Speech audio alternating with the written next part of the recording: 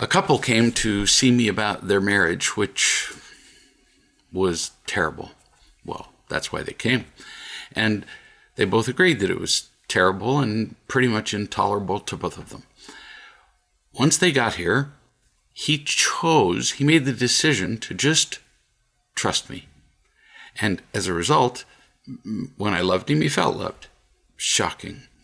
That's the entire key to feeling loved, is trusting the person who loves you. Otherwise, people can pour love all over your head and it just, falls off and hits the pavement. She trusted a little, but withdrew the trust if she could hear the wind blow, if a branch moved in a tree, for no reason. So pretty minimal trust. So she didn't feel it, except for little moments. The problem with just having itty-bitty little moments of feeling loved is that if you have an entire lifetime of not feeling loved, then the little bitty moments aren't really even noticeable. They just kind of vanish as, accidents. So weeks later, he wrote me. And by that time, things were actually much worse, in part because that's just the natural progression of awful. And also in part because he was now realizing that he didn't like awful. And he was trying to make it not awful, and she was doing her very best to keep it just like it was, which was intolerable. And that's a natural thing. People who don't trust resist everything that's different. So, normal. He said this: I'm afraid about the future regarding my marriage. I know in my gut that staying in this relationship is not going to be happy. Well, I wish I could disagree, but I can't. We'll call her Sally. Gives no indication that she's willing to change. She gives no indication that she's willing to listen. Now, could it happen? Maybe, but there's zero evidence. And since she's now back in the environment where she's always been miserable, if she's not willing to listen, good things don't just spontaneously happen. As in, for good things that you build. Houses never, no matter how many tornadoes there are, a tornado will destroy houses, a tornado will rearrange houses, move houses, but a tornado never takes a lumber yard and builds a house. Ever. Or a hardware store. All the nails are there to build the house, all the copper tubing, all the everything, but that never happens accidentally or just with force. So she's in a position where she just lives in a tornado. Nothing's going to get built. Things only degrade with winds of 300 miles an hour. She's not going to initiate change. She's going to stay like she is. So now you're not trapped. Your choices become fairly obvious. So first, you stay in the marriage as it is, and you learn to become more and more loving and more happy. Well, I would be happier. Weird that it's English grammar. More happy, but happier. While she stays the same. That is possible, that you could be happy if you're simply happier as an individual and loving her and she doesn't do anything. But it's also difficult, especially since I know her and she can be pretty attacking. She could be quite a burden.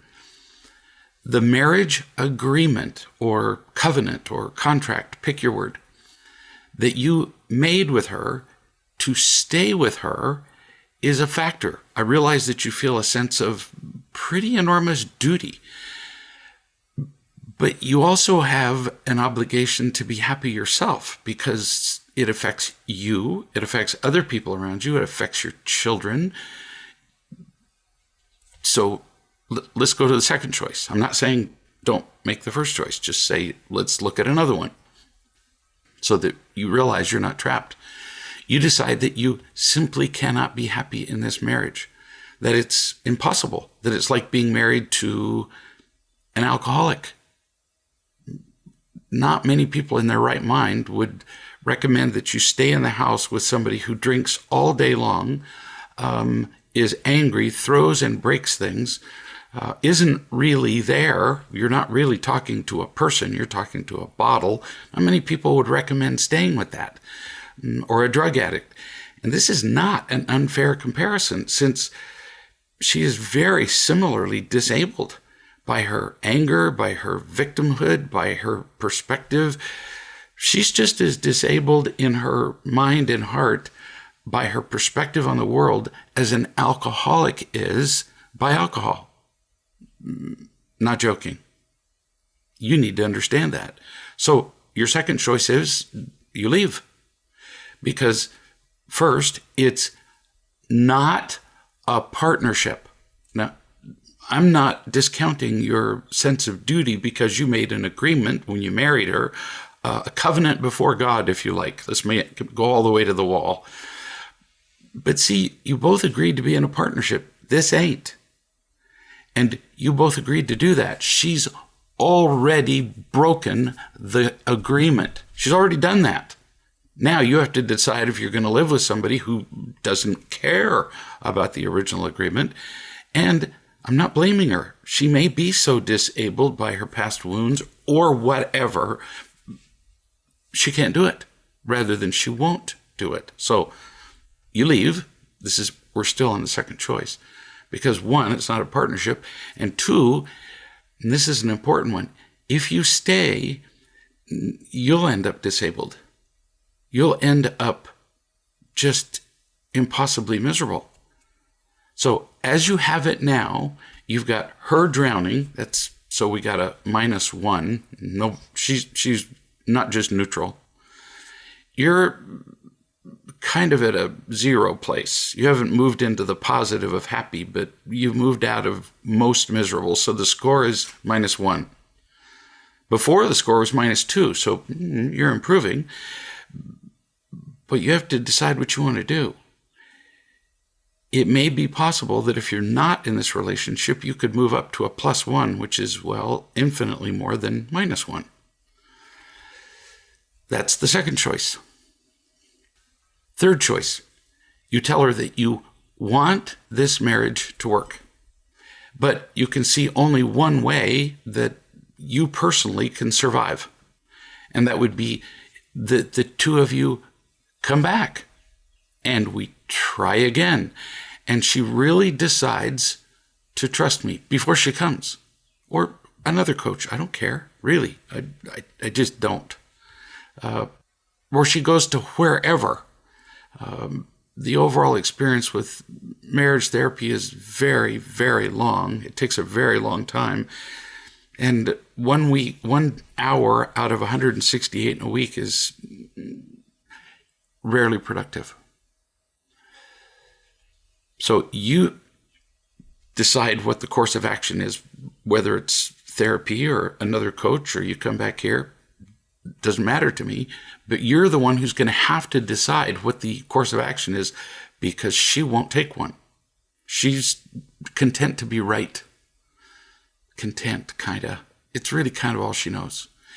If she refuses, then the alternative is, and you tell her this, the alternative is that I'll leave. Now, I already know she'll take that as an ultimatum, and she'll say that. She'll say, oh, so you're giving me an ultimatum. Like she's being forced. Well, my response to that is, who cares? So if she's being forced to have the blood drained from under her scalp because she has a subdural hematoma and she's going to die. And she denies that she has one. And the neurosurgeon says, we drain it or she dies. And the neurosurgeon says to you, but if you'll sign a permit that we can inject her with anesthesia and she's forced to have it, we'll save her life. Well, you would. She doesn't get it. And I'm not blaming her. She really doesn't get it. So if she wants to take this like an ultimatum, I'm going, fine. You just say, yeah, great. But really, I'm just telling you what I'm going to do. I'm being you. You don't have to do anything. But if you don't, I can't live like this. I go, what's happening now isn't working. And actually, and you can tell her this, she's forcing you. You're not forcing her to do anything. You can't. She's forcing you to stay in a marriage that's really, truly awful. And I've seen a few. So there are your three choices. And I am not going to tell you which choice to make. I won't do it because it's not my choice to make. It's none of my business. I can advise. I can help. I could help her if she's willing. You have already proven to be willing. Now you have to decide what your next step is. Only you. You continue. I'm continuing to find that either I can't say things lovingly or she can't hear them lovingly. Everything ends up in a fight. So I just shut up and I'm saying less about almost everything. You're proving to me what I told you earlier, that you probably can't make the first choice, which is to stay there and be loving to her, because she takes everything as an assault. And then what is her response? Assault you. You continue. I'm avoiding being home. Well, that's not a good sign. I don't even go home. You continue. Sometimes I stay in a hotel. Well, you're not describing a marriage here. You're describing an armistice, a ceasefire. Not a pleasant way to live. And ceasefires never last. I'm avoiding conversation. I'm omitting things for the sake of not arguing or disagreeing. I'm not disclosing things that she would probably want to know because I just don't want another fight. She'd fight over giving her ice cream. We're planning trips in the future that we will likely not take together because we can't be together on the same planet, much less in the same hotel room or the same boat or the same plane. So I walk around feeling, and for the benefit of everybody who's listening, I'm reading what he sent to me. I feel dishonest and just icky. It feels like walking on eggshells more and more often. And I've already done this for years. Although before I would get angry. Now I'm just sad and alone. That's actually quite an improvement on your part, to choose not to fight. Really, it is. But if your partner continues to hit you with a bat that's embedded with nails, after a while, don't you get to say, I don't want to do this anymore? I really get this picture. I've seen it uncounted times. Not having a partner at all would be infinitely better than having the one you have. She's just like an alcoholic who's throwing things and punching you. It's no fun. It's a constant drag. Walking on eggshells is much worse than being alone. So we're still back to the three choices above, and I'm still not going to tell you which one to make. I can describe how they go. I can describe the potential success of each one, which I actually just did, but I can't choose for you. I mean, you're so close to being a battered husband who needs to go to a shelter that the line is pretty thin. You say, it's becoming more clear to me all the time how controlling she wants to be about many things. Yeah, you're waking up to this. She manipulates from a position of victimhood all day long. Duh. Like, constantly. I get it. Which is why choices 2 and 3 that I just talked about become, well, more attractive, or at the very least, highlighted. If she came here, we'd come up with a way for you to point out every time that she acts like a victim or is controlling, because unbelievable as it sounds, she really doesn't see it. She does it reflexively. She acts like a victim and controls you with every breath she takes. She would have to admit that her way of living isn't working. Oh, that's not a little thing. She could not do that when she was here the first time. But it's pretty obvious, because what's different now? If you give her one of those choices, you're telling her, you come and do this differently, or I'm gone. And you would have to say it like this. Here's your choice. There is a solution, or I'm gone. You don't have to take the solution. You really don't. But if you don't, then I'm gone. See? It would become the primary occupation of her life to change these lifelong behaviors. And it's your choice. You conclude, I think I feel a bit obligated to stay with her. It's not a bit. Yeah. You think? You're motivated by guilt. Guilt does not create a relationship. I get the duty, I get the guilt, I got it. And if in the process you both die emotionally, then we have a score of -2. And did you do the right thing? Well, you're going to have to decide that. It doesn't sound very good. You could have a +1 where you win. Or you can have a -2. I'm not a mathematician particularly, but I was pretty good at math. +1 is a whole lot better than -2. So you put up with a horrifying relationship in order not to offend her. And in the process, teach your children that marriage is a bloody, bleeding, painful nightmare. Go over the 3 choices. Listen to them again. New subject. That was a tough one. I've known a woman, Melissa, who has been in a lot of bad relationships. I mean, whoa, with men, with friends, with family, with, well, everybody. Nobody has ever showed her love. So she falls for anything else that works.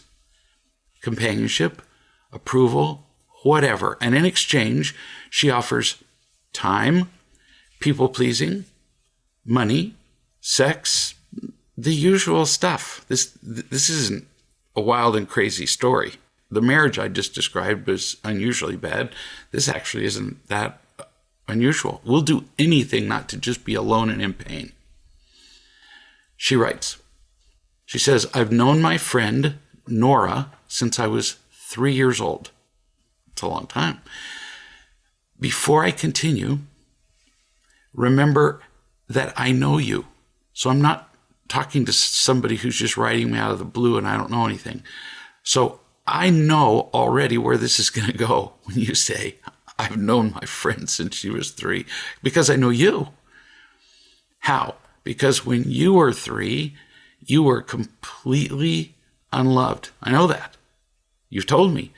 And you were already people-pleasing. So you would have attracted people into your life, even at age 3, even other 3-year-olds who would have what?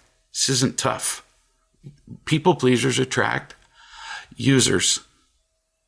It's emblazoned on their forehead. It kind of flashes. It's like little embedded LED lights. Use me. And so the users go, okay. It's that simple. You continue. Nora's dad died recently, and my initial instinct was to dive in and save her, as this is how our relationship has always been, almost like we have a contract that I will save her. Oh, that's a really smart observation on your part about the contract. Once we do something with someone enough times in a row, they expect it. Like they have a right to. Each time we do it, it's like we're declaring our willingness and eventually our obligation to do it. I had a friend once who I would occasionally meet for lunch.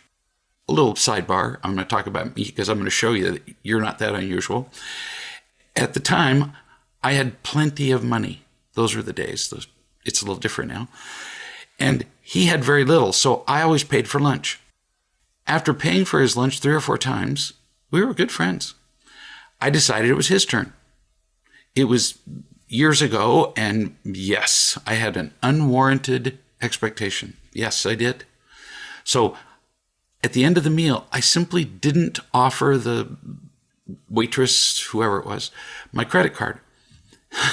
We sat there for an hour while I waited for him to offer to pay for the meal. Nothing. I think we would have gone to sleep there.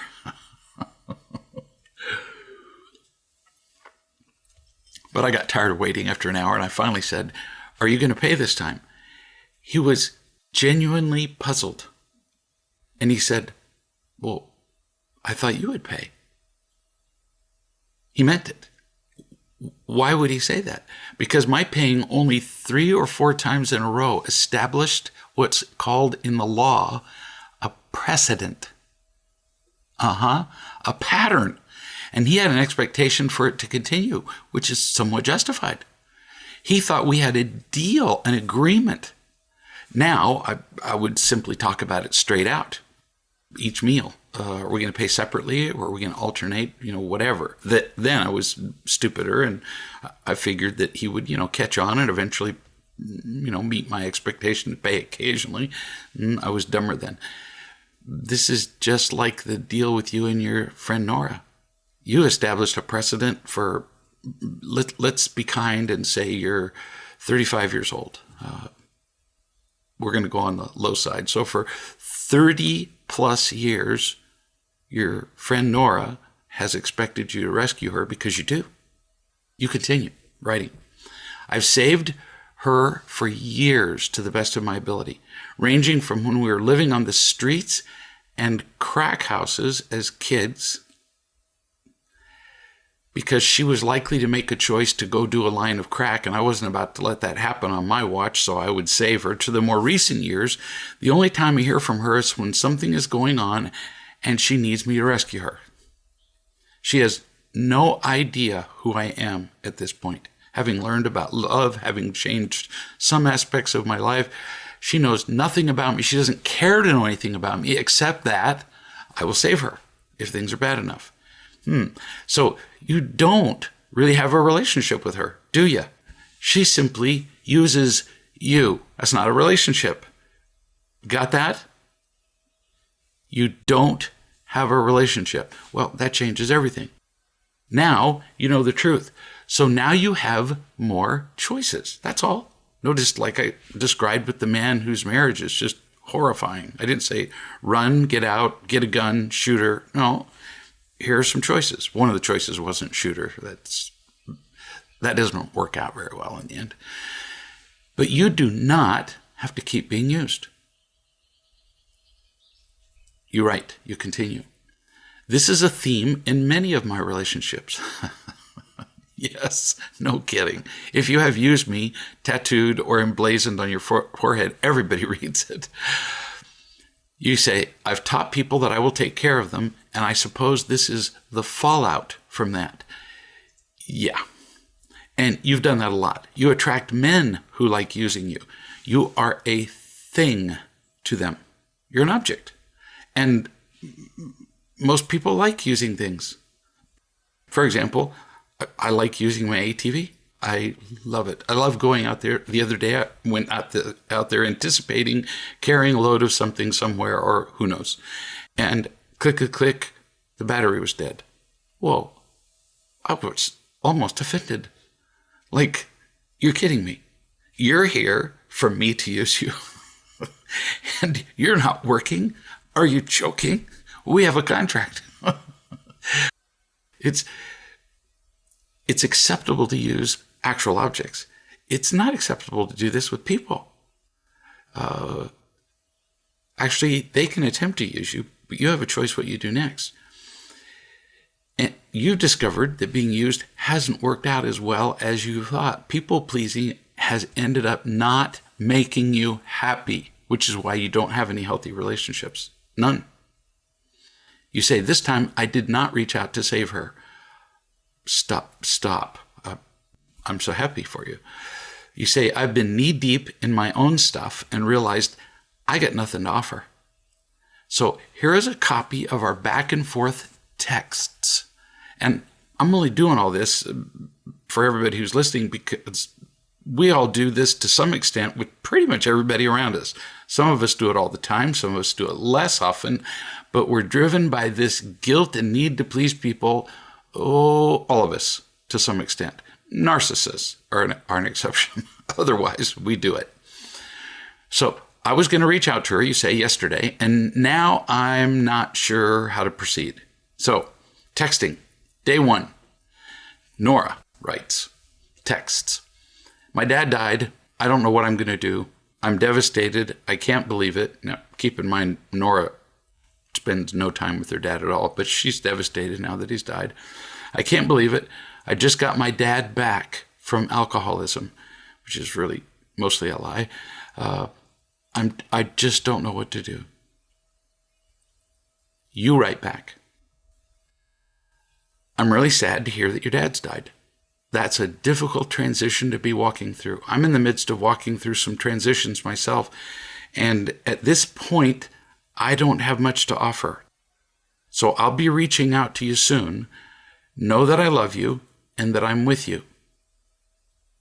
Actually, that was perfect. No kidding. That was just flawless.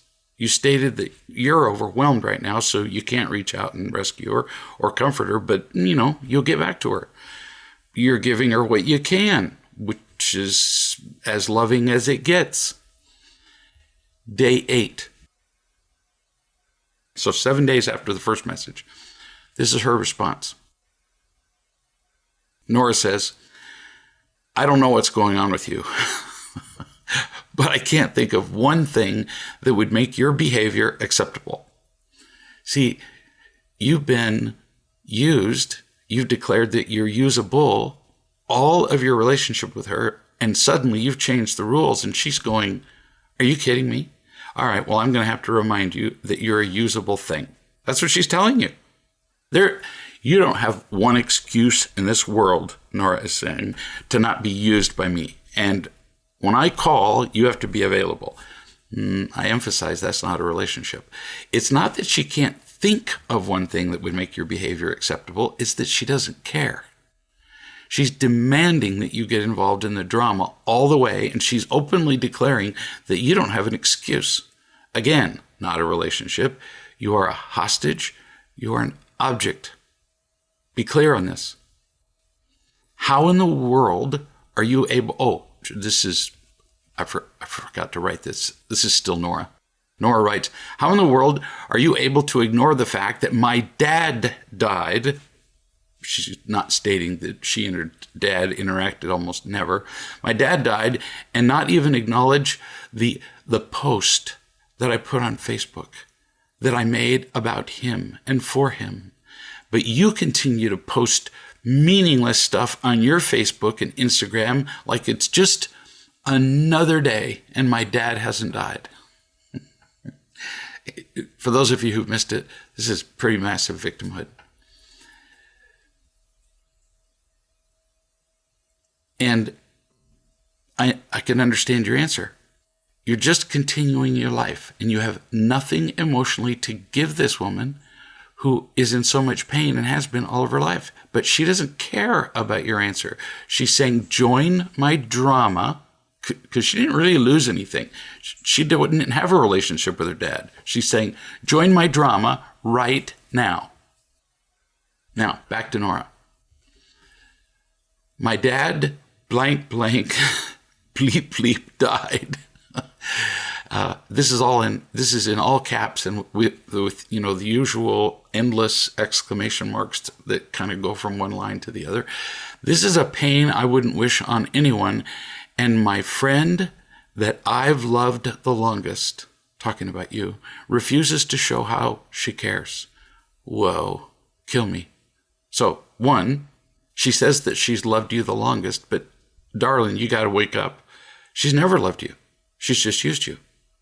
So, lie, that's not true. Now, she's not saying this consciously. She doesn't realize that all she's ever done is use you. In her world, this is loving.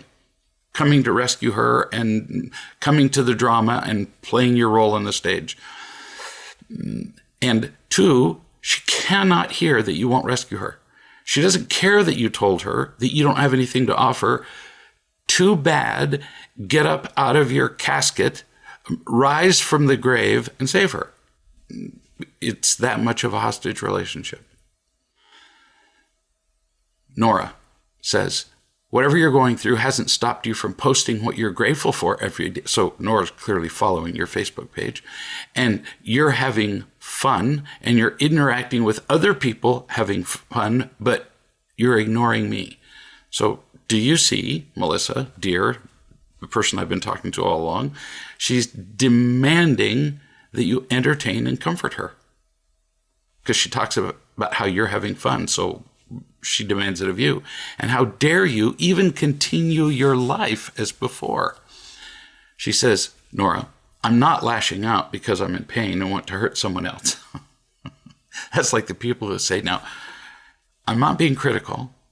And the next word out of their mouth is critical. Well, first it's but, and then they criticize you. No, she is lashing out and would choke you to death if you were right there.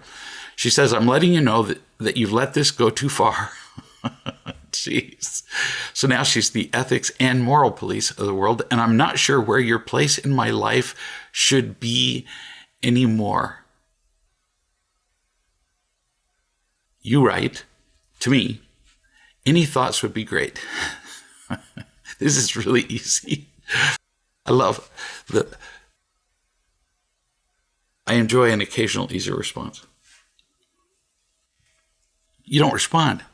Simple. All she did was attack you and shoot arrows at you and bullets. And how do you respond? Go somewhere where the arrows and bullets aren't. Really. She's not a friend. She's not listening. So why speak to somebody who's deaf? In fact, if you speak to a deaf person, who's the stupid one? If you keep trying, it goes nowhere. And it will give you great practice not pleasing people. Break the cycle of being used. Really, this is your opportunity. Do nothing. So to everybody who's listening, how could it be loving not to respond to a friend whose father died? Because that just doesn't sound right somehow, does it? Because we only have so much time and energy. It's limited. It took me forever to realize that my time is limited, my emotional energy is limited, and I can't talk to or take care of or even actively love, as in listen to or talk to, everybody. Melissa has spent her time and energy pleasing people. She's the one who didn't go to rescue Nora. And it's drained her. It's trained her. And it's made it impossible for her to really love anybody. She doesn't have any healthy relationships anywhere. She can't love Nora, so it's loving to let go of that impossible effort and concentrate on her own healing so that eventually she can be happy and can begin to love other people. And Nora wouldn't be her first one. That's the loving decision. No is very often the most loving decision. People will call me sometimes and say, can we speak right now? Or they'll email me. And I say, no. Because, well, I could. I actually do have a gap of 5 minutes and I'm exhausted. And if I don't rest for those 5 minutes, I will be less loving to the person who follows. So, no. That's the most loving thing. Rescuing looks loving, but it's not. Everybody loses. The person you rescue learns nothing. You learn to be a slave. This is going to be good practice for you to not respond. Long one, but we all do this. Maybe not to this extent, but I mean it when I say all. Everybody except narcissists, and they just go, me, and they don't care about you anyway. New subject. I got this from a real love coach. She'd been working with a couple for a while, and the wife had been doing real love on her own for several more years than her husband. The man in the couple, who initially had resisted real love with everything he had, wrote to the coach. So this is the husband who initially resisted, despite his wife practicing real love for a long time. He writes, quote, "It was 2 years ago this morning that my wife and I met you and began to work with you. At the time you said, if you will just trust that I'm loving you, your lives won't just change. You'll find yourself on another planet where you won't recognize anything. It will also be happier than you could imagine at this point. The man continues, well, that day 2 years ago began a process that has changed the entire trajectory of our lives. Everything you said has come true. And the world we live in now is completely different. I thank you, my wife thanks you, and my children thank you. Tuh. And this consistently happens when couples and individuals just simply trust and just simply keep taking the next step. As at the top of the chat, the wife of that man in a difficult marriage absolutely refused to do. This couple came to understand trust and feeling loved at different times, but they did it. And look at the results. He says the entire trajectory of their lives is different. In a second email, he says to his coach, food and air are vital to survive. To be loved and be loving is vital to live. Without it, we wither and die in one way or another. And with your help, that's the coach, I have come to understand how true and important that is. Every day, I continue to make a conscious effort not to let that slip from the forefront of my awareness of how truly important it is to live that way. It makes life sweet. That's just beautiful. This is what happens when we live in a condition of feeling loved and loving others. And it's consistent. It's predictable. It follows the laws of happiness, just as if you knock something off the table, gravity takes it every time. New subject. This is from a man who works as a teacher at a preschool. It's kind of a workplace question. Actually, not kind of, it is. He says, I've been having some difficulties related to my supervisor. It's somewhat her style of being picky on things she wants to improve. So she's already grabbed me twice for a meeting, discussing things she feels like I should improve on while I'm working. We have some fundamental differences in what we think is important and not, and she is basically trying to get me to adapt to her vision of how things should go at work. Oh, you're a sweetie. And I know you mean well in working with the preschool kids. And you might be entirely right about your work methods. But it turns out she's the boss. I was watching a movie once. I can't remember what it is. Bridge of Spies, I'm pretty sure. And it was the Russian spy who said, it was the Russian spy who said, the boss may not always be right, but the boss is always the boss. And this guy's life was at stake. He conceded that right or wrong, the boss still has the right to make that decision. Same with you. She gets to decide what is important at work. You can certainly offer your feedback. Yeah, you can say, consider this for about that long and with that tone of voice. And if the boss goes, no, then you're going to do it that way. Fighting her will only be a loss for you. You fight the leader. You're justified in fighting the leader only when something is clearly wrong and it's being advocated, as in immoral, as in illegal or dangerous. Otherwise, no, she's still the boss. You continue. During that meeting yesterday, I felt like I was pretty empty and all I could do was just stick pretty tight to my own convictions. Yeah, that's what we tend to do when we get afraid. It's probably interpreted as being difficult or argumentative. Yeah, I can write you a guarantee for that. But it feels like I'm being pushed away from working with the kids in the way that I feel is right. Again, you might be right, but you're not the boss. So you might be right, but you don't have the right to change things the way you want. It's not enough to be right. And yes, your continued arguing about it would be interpreted as difficult. And if you continue it, you'll be interpreted as fired You continue. As soon as I start changing my ways to work with the team or part of the team, I feel that there's just too much strictness, and it hurts for me to be too hard on the kids when I'm trying to teach them things. I might be working for days and feeling good about how things are going, but then all of a sudden I'm grabbed into a meeting where there are things of criticism to be mentioned to me that I must work on. Well, here's the solution. I'm not joking. I'm not telling you to do it. I'm telling you this is the solution.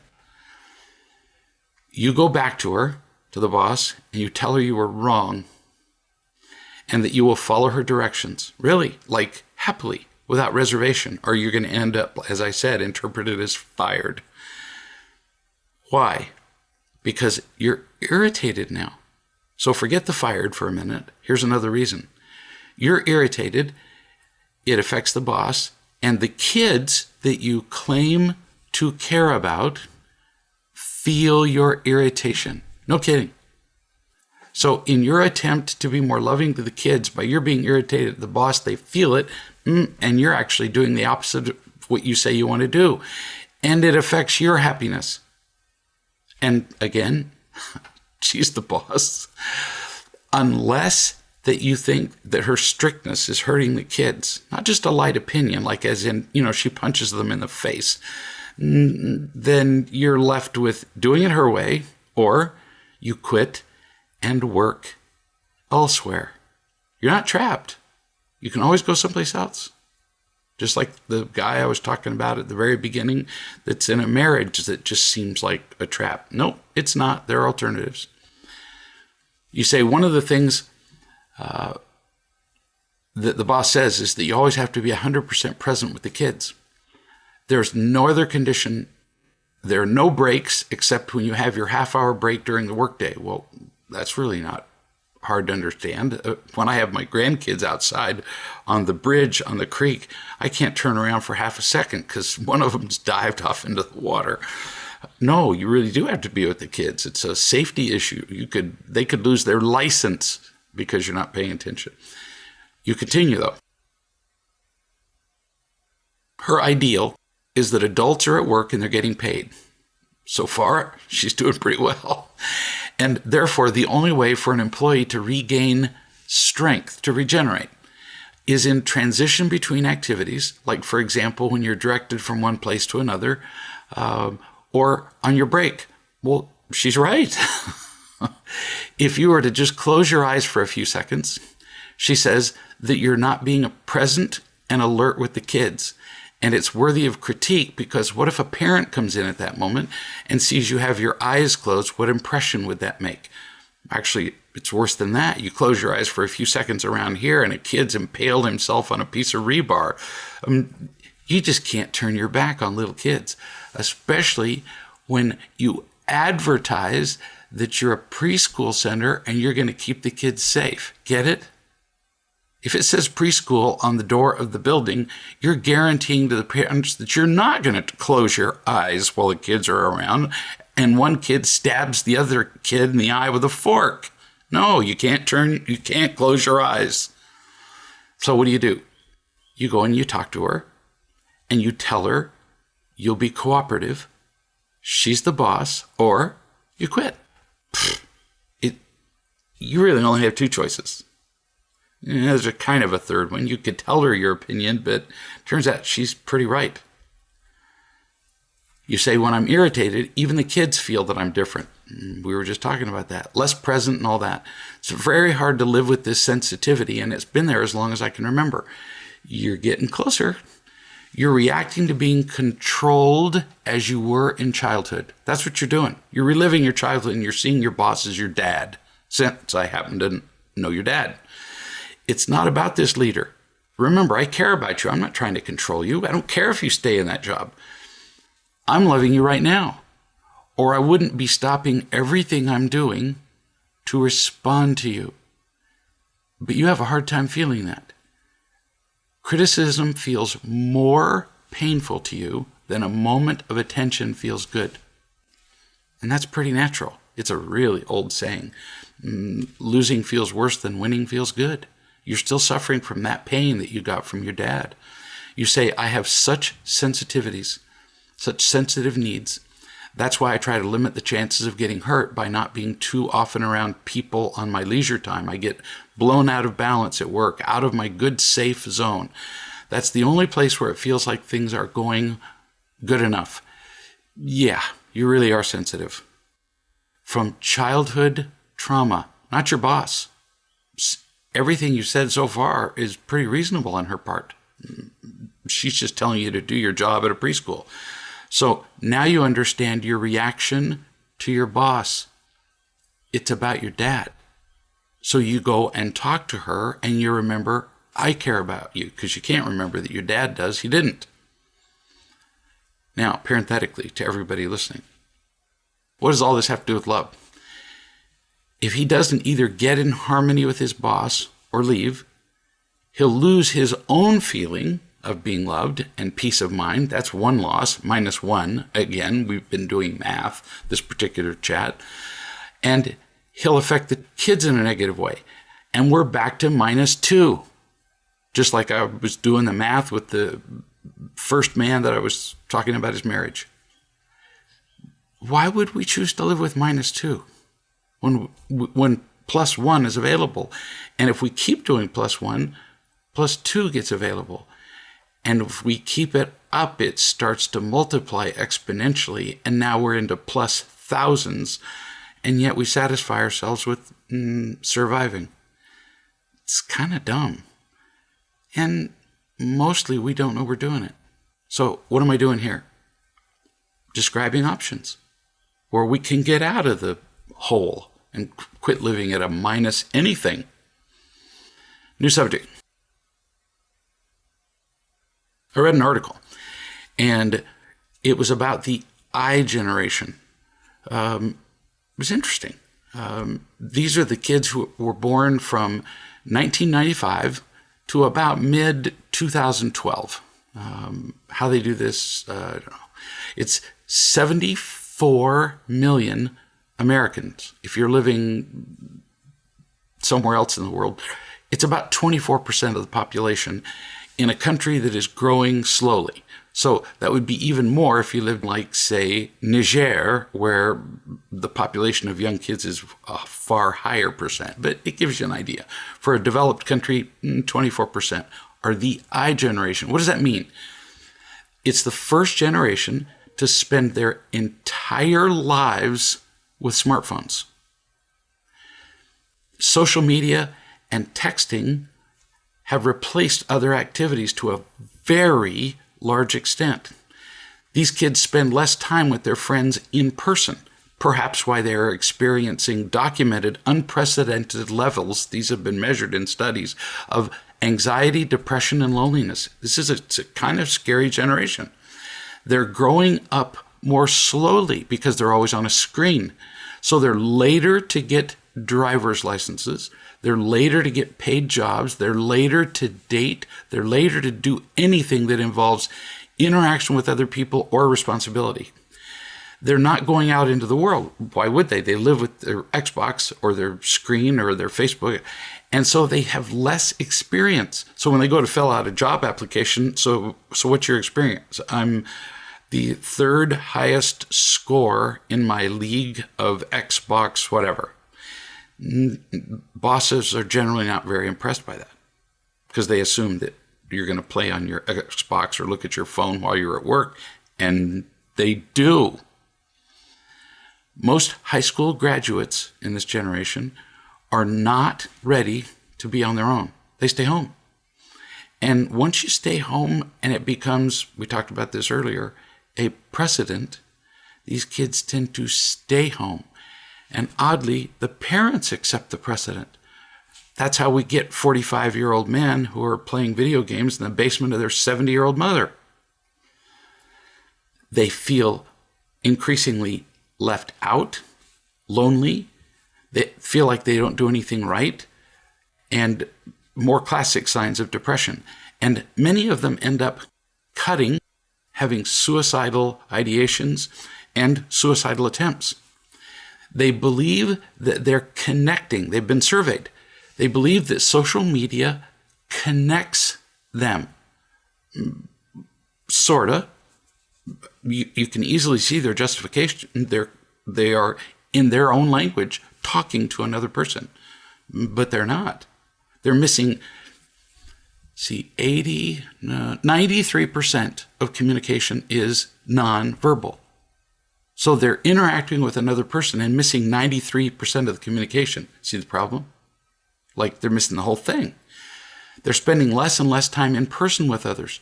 It crowds out FaceTime, face-to-face time. They're ill-prepared to leave home. It's been estimated by pediatric experts that 18-year-olds now have the skills and have the social skills and ability to interact with other people of what used to be 15-year-olds. A 3-year loss of life. Holy smokes. If they came up with a study that said, this is going to delay the development of your child by 3 years physically, every parent in the world, like if they said Wonder Bread delays the development of your child by 3 years, well, that'd be the end of Wonder Bread. I mean, we're already doing that with gluten and other stuff. These are documented studies that show that we're killing our kids with electronic devices, and we just go, oh yeah, well, whatever. It keeps them quiet, and then we don't have to interact with them and listen to them have little fits.